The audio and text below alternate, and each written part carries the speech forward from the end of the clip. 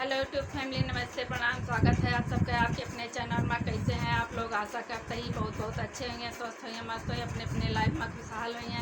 तो आज नवरात्रि शुरू हो चुका है और माता रानी के बहुत प्यारा सा गीत है। कैसे लगे आप लोग कमेंट में बताइए जरूर, और पसंद आए तो चैनल का सब्सक्राइब करिए, लाइक करिए।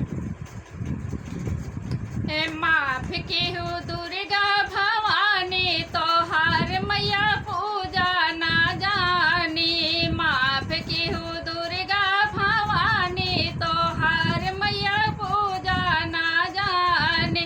पूजा तो जान मैया मलिया बेटऊ ना, पूजा तो जान मैया मलिया बेटऊ ना।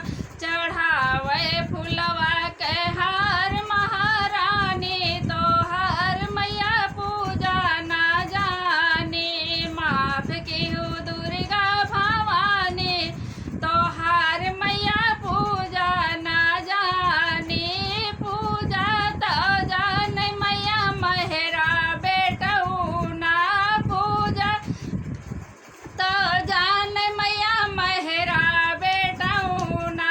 भरे पनिया कराया से नान महारानी, तोहार मैया पूजा ना जानी। करावै से नान महारानी, तोहार मैया पूजा ना जानी। माफ की हूँ दुर्गा भवानी, तोहार मैया पूजा ना जानी।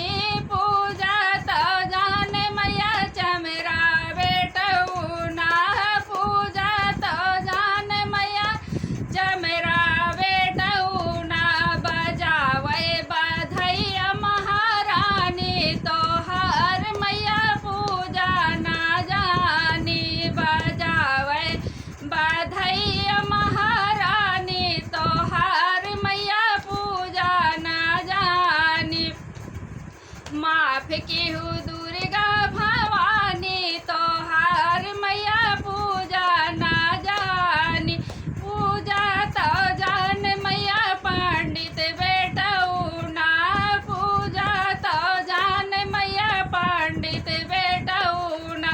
करे पाठ महारानी, तोहार मैया पूजा ना जानी। करे पाठ महारानी, तोहार मैया पूजा ना जानी। माफ की हूँ दुर्गा भवानी, तोहार मैया पूजा ना जानी। तो कैसे लगे दोस्तों, आप लोग कमेंट में बताइए जरूर, और पसंद आए तो चैनल का सब्सक्राइब करिए, लाइक करिए, बने रहिए अगले वीडियो के लिए। बाय।